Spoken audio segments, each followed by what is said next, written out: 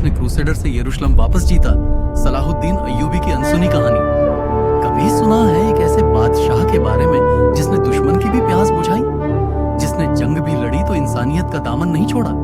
ये कहानी है उसी दिलेर की, सलाहुद्दीन अय्यूबी की। आज भी जब बहादुरी और इंसाफ की बात होती है तो सलाहुद्दीन अय्यूबी का नाम अदब से लिया जाता है।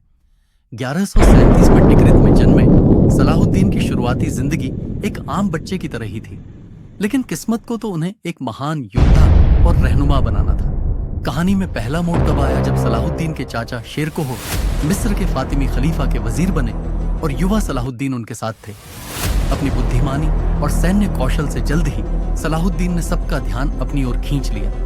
शेरकोह की मौत के बाद वो खुद वजीर बने और यहीं से उनके एक नए सफर की शुरुआत हुई। लेकिन सलाहुद्दीन का असली इम्तिहान तब शुरू हुआ जब क्रूसेडरों ने यरूशलेम पर कब्जा कर लिया था।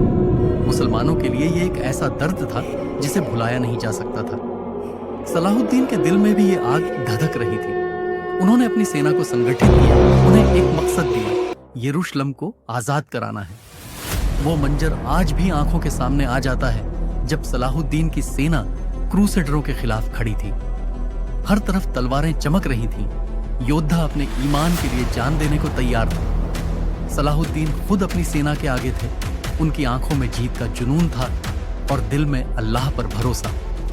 कई लड़ाइयां हुई, कुछ में जीत मिली तो कुछ में हार का सामना करना पड़ा, लेकिन सलाहुद्दीन ने कभी हिम्मत नहीं हारी। उनकी रणनीति कमाल की थी। वो दुश्मन को हर तरफ से घेर लेते थे और उन्हें संभलने का मौका तक नहीं देते थे। और फिर वो ऐतिहासिक दिन आया, 2 अक्टूबर 1187। सलाहुद्दीन की सेना ने यरूशलेम को चारों तरफ से घेर लिया। क्रूसेडर बुरी तरह गिर चुके थे। शहर में खाने पीने का सामान खत्म हो गया था। अंत में उन्होंने हार मान ली। जब सलाहुद्दीन विजयी होकर यरूशलेम में दाखिल हुए तो उन्होंने वो इंसानियत दिखाई जिसकी मिसालें आज भी दी जाती हैं। उन्होंने शहर में किसी तरह की लूट-पाट या खून खराबा नहीं होने दिया। क्रूसेडरों को सुरक्षित वापस जाने दिया गया।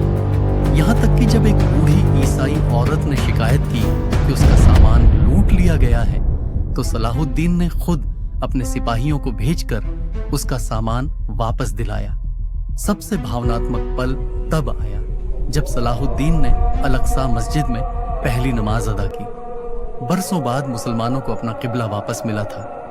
हर आंख में खुशी के आंसू थे और हर जुबान पर अल्लाह का शुक्राना। सलाहुद्दीन अय्यूबी सिर्फ एक योद्धा नहीं थे, वो एक महान प्रशासक और एक नेक इंसान भी थे। उन्होंने अपने राज्य में न्याय और शांति कायम की। उन्होंने मदरसे और अस्पताल बनवाए। उनकी लोकप्रियता इतनी थी कि उनके दुश्मन भी उनकी इज्जत करते थे। 1193 में सलाहुद्दीन का इंतकाल हो गया। उनकी मौत से पूरी मुस्लिम दुनिया में शोक की लहर दौड़ गई। उन्हें दमिश्क में दफनाया गया। सलाहुद्दीन अय्यूबी की कहानी हमें सिखाती है कि जंग भी जीती जा सकती है अगर आपके पास मजबूत इरादा, सही रणनीति और इंसानियत का जज्बा। वो आज भी लाखों लोगों के लिए प्रेरणा का स्रोत है। उनकी बहादुरी, उनकी रहमदिली और उनका इंसाफ हमेशा याद रखा जाएगा। तो दोस्तों, ये थी उस महान योद्धा की कहानी जिसने अपनी तलवार से नहीं बल्कि अपने किरदार से दिलों को जीता था। अगर आपको ये कहानी पसंद आई तो इसे शेयर जरूर करें